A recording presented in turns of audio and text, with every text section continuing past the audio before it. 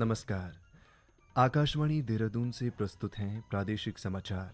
पहले मुख्य समाचार।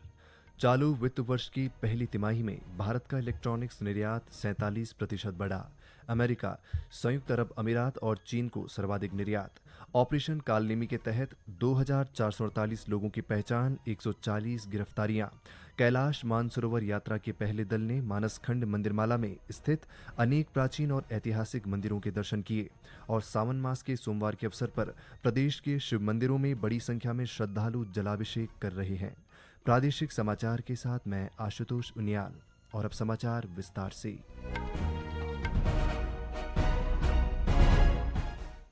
मौजूदा वित्तीय वर्ष की पहली तिमाही में भारत के इलेक्ट्रॉनिकी वस्तुओं के निर्यात में 47% की वृद्धि हुई है और यह 12 अरब 47 करोड़ डॉलर मूल्य का हो गया है। यह वैश्विक विनिर्माण केंद्र के रूप में देश के स्थापित होने का संकेत है। एक रिपोर्ट। वाणिज्य मंत्रालय के अनुसार इस वित्तीय वर्ष की पहली तिमाही में भारत से इलेक्ट्रॉनिकी वस्तुओं के निर्यात में अमेरिका, संयुक्त अरब अमीरात और चीन 3 शीर्ष गंतव्य के रूप में उभरे हैं। नीदरलैंड्स और जर्मनी इलेक्ट्रॉनिकी निर्यात के लिए अन्य प्रमुख गंतव्य हैं। ये विविधता भारत के वैश्विक इलेक्ट्रॉनिकी आपूर्ति श्रृंखला में बढ़ती विश्वसनीयता और देश के वैकल्पिक विनिर्माण केंद्र के रूप में उभरने की पुष्टि करता है। भारत से 60% से अधिक इलेक्ट्रॉनिकी वस्तुओं का निर्यात अमेरिका को किया गया। इसके बाद संयुक्त अरब अमीरात को 8% और चीन को लगभग 4% निर्यात किया गया। आंकड़ों से पता चलता है कि भारत के तैयार कपड़ों के लिए भी अमेरिका प्रमुख निर्यात गंतव्य है। अमेरिका के बाद ब्रिटेन को लगभग 9%, यूएई को लगभग 8%, जर्मनी को लगभग 5.5% और स्पेन को करीब 5% से अधिक निर्यात किया गया। प्रदेश सरकार ने बाबा का भेष बनाकर लोगों को ठगने और सनातन संस्कृति को बदनाम करने वालों के खिलाफ सख्त कार्रवाई करने के लिए ऑपरेशन कालनेमी शुरू किया है। इस ऑपरेशन के तहत राज्य में अब तक 2448 लोगों की पहचान की गई है।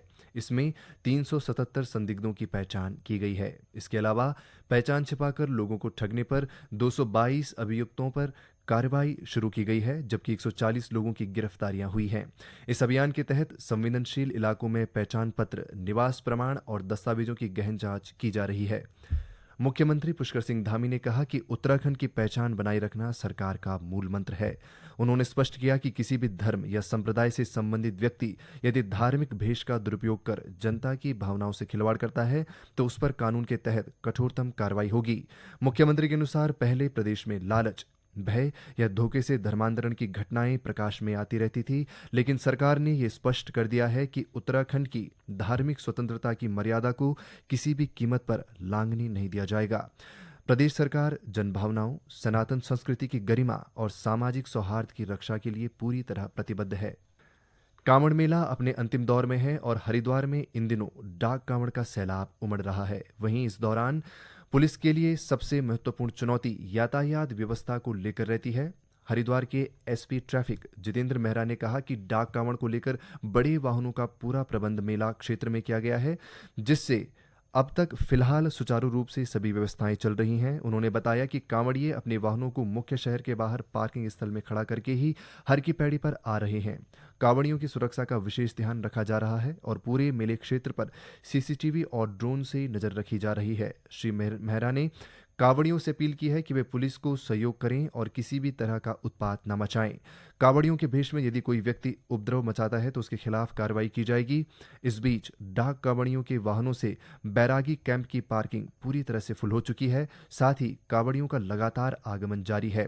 सरकार का मानना है कि इस बार कांवड़ मेले में 5 करोड़ से ज्यादा शिव भक्तों के आने की संभावना है। प्रशासन के अनुसार अब तक 3 करोड़ से ज्यादा कांवड़िए गंगाजल लेकर हरिद्वार से अपने गंतव्य को रवाना हो चुके हैं। ये समाचार आकाशवाणी के देहरादून केंद्र से प्रसारित किए जा रहे हैं। ताज़ा समाचार के लिए आप हमारे सोशल मीडिया एक्स व Facebook page Akashvani news Uttarakhand को फॉलो कर सकते हैं।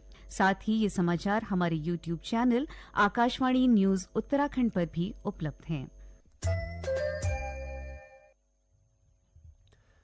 कैलाश मानसरोवर यात्रा के पहले दल ने पवित्र मानसखंड मंदिरमाला में स्थित अनेक प्राचीन, पौराणिक और ऐतिहासिक मंदिरों के दर्शन किए। इस यात्रा के दौरान श्रद्धालुओं ने पिथौरागढ़ जिले में पाताल भुवनेश्वर गुफा और हाट कालिका मंदिर के दर्शन किए। मानसखंड मंदिरमाला उत्तराखंड सरकार की विशेष रूप से विकसित की जा रही एक व्यापक धार्मिक सर्किट योजना है, जिसमें कुमाऊं मंडल के प्रमुख देव स्थलों को आपस में जोड़कर एक सुव्यवस्थित तीर्थ यात्रा पथ तैयार किया गया है। इस परियोजना का उद्देश्य धार्मिक पर्यटन को बढ़ावा देना, स्थानीय अर्थव्यवस्था को गति देना और कुमाऊं की सांस्कृतिक पहचान को वैश्विक पटल पर प्रतिष्ठित करना है। इस पहल के तहत मंदिरों तक बेहतर सड़क संपर्क, मूलभूत सुविधाओं का सुदृढ़ीकरण, सांस्कृतिक स्थलों का संरक्षण, सूचना पटल और डिजिटल गाइडेंस जैसी आधुनिक सुविधाओं की व्यवस्था की गई है, जिससे श्रद्धालुओं को एक सुविधाजनक एवं समग्र आध्यात्मिक अनुभव प्राप्त हो सके। श्रद्धालुओं ने न केवल मंदिरों की अलौकिकता और पवित्रता का अनुभव किया, बल्कि पिथौरागढ़ जिला प्रशासन व राज्य सरकार की व्यवस्थाओं की भूरी भूरी प्रशंसा भी की। राज्य सरकार का यह प्रयास धार्मिक पर्यटन को नई दिशा देने के साथ ही क्षेत्रीय युवाओं के लिए रोजगार के अवसर और स्थानीय कारीगरों व व्यापारियों के लिए आर्थिक संबल भी सृजित कर रहा है। सावन मास के सोमवार के अवसर पर आज प्रदेश के विभिन्न शिव मंदिरों में बड़ी संख्या में श्रद्धालु जलाभिषेक कर रहे हैं। बागेश्वर स्थित बाबा बागनाथ मंदिर में बारिश के बावजूद सुबह से ही शिव भक्त जलाभिषेक, रुद्राभिषेक और विशेष पूजन के लिए मंदिर पहुंचे। लोगों ने पवित्र सरयू और गोमती नदियों के संगम में स्नान कर भोलेनाथ को गंगाजल, बेलपत्र और दूध अर्पित किया। हर तरफ बम बम भोले के जयकारों की गूंज थी और भक्तगण जलाभिषेक के लिए कतारबद्ध नजर आए। पंडित कैलाश उपाध्याय ने बताया कि बाबा बागनाथ का यह मंदिर पौराणिक काल से श्रद्धा का केंद्र रहा है। मान्यता है कि स्वयं भगवान शिव ने यहाँ व्याघ्र रूप में तप किया था, इसलिए इन्हें व्याघ्रेश्वर महादेव कहा जाता है। समय के साथ ही यह नाम बागनाथ और फिर पूरे क्षेत्र का नाम बागेश्वर पड़ा। आज श्रावण मास का पहला सोमवार है। सुबह से बारिश का मौसम है, जैसे कि आप देख रहे हैं सुबह से लगातार बारिश थी यहाँ पर, लेकिन उसके बावजूद भी श्रद्धालु यहाँ पर काफी जो है लंबी कतार में, आप देख रहे हैं कि काफी लंबी कतार में यहाँ सुबह से जो है शिव जी के दर्शन के लिए लाइन पे लगे पड़े हैं। बड़ी श्रद्धा के साथ और बड़ी शांति व्यवस्था के साथ भगवान के दर्शन के लिए यहाँ पर काफी मन्नतें लेकर के काफी देर तक यहाँ इंतजार करना पड़ा। मैं मानूं कि करीबन एक श्रद्धालु को कम से कम 3 साढ़े 3 घंटा यहाँ पर लग रहा है अंदर जो है दर्शन करने के लिए। इसके बावजूद भी जो है वो लगातार यहाँ पर जो है लाइन में बने हुए व्यवस्थाओं के साथ साथ जो है दर्शन कर रहे हैं। तो बड़े आस्था का केंद्र है व्याघ्रेश्वर बागनाथ। यहाँ पर लोगों की काफी आस्था है और आस्था के साथ साथ लोगों में भक्ति भाव भी है। वहीं श्रद्धालु ने बताया कि वो हर साल सावन के सोमवार को बाबा बागनाथ के दर्शन करने आते हैं।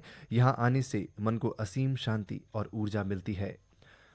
प्रदेश के विभिन्न जिलों में रुक रुक कर बारिश का दौर जारी है। मौसम विभाग के अनुसार आज गढ़वाल मंडल के अधिकांश हिस्सों में बारिश और कहीं कहीं भारी बारिश की संभावना है, जबकि कुमाऊं मंडल के कुछ जिलों में कहीं कहीं भारी से बहुत भारी बारिश हो सकती है।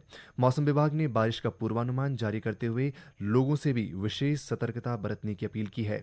उधर बारिश की चेतावनी को देखते हुए आज देहरादून सहित राज्य के कुछ अन्य जिलों में स्कूलों में अवकाश घोषित किया गया है। देहरादून के जिलाधिकारी समीन बंसल ने बेटी बचाओ बेटी पढ़ाओ योजना के अंतर्गत गठित जिला टास्क फोर्स समिति की बैठक ली। इस दौरान उन्होंने चालू वित्तीय वर्ष के लिए टास्क फोर्स के प्रस्तावों पर स्वीकृति देते हुए बेटियों की उन्नति और उत्थान के लिए प्रभावशाली योजनाओं पर कार्य करने पर जोर दिया। जिलाधिकारी ने महिला सशक्तिकरण एवं बाल विकास के अधिकारियों को निर्देशित किया कि बालिकाओं के स्वर्णिम भविष्य के लिए प्रभावशाली योजनाओं और नए प्रयास किए जाएं। बालिकाओं की शिक्षा और सुरक्षा बहुत आवश्यक है। इसके लिए घर घर सर्वे करते हुए ड्रॉप आउट बालिकाओं को शिक्षा से जोड़ा जाए। उन्होंने कहा कि आर्थिक परिस्थितियों के चलते अपनी पढ़ाई जारी रखने में सक्षम न होने वाली बालिकाओं को नंदा सुनंदा प्रोजेक्ट के तहत लाभान्वित किया जाए। उन्होंने कहा कि ऐसे विद्यालय जिनमें बालिकाओं की शिक्षा का परिणाम अच्छा रहा हो, उन विद्यालयों को सम्मानित किया जाए। इस दौरान जिलाधिकारी ने बालिकाओं की प्रगति के लिए टास्क फोर्स से सुझाव भी मांगे। अंत में मुख्य समाचार एक बार फिर।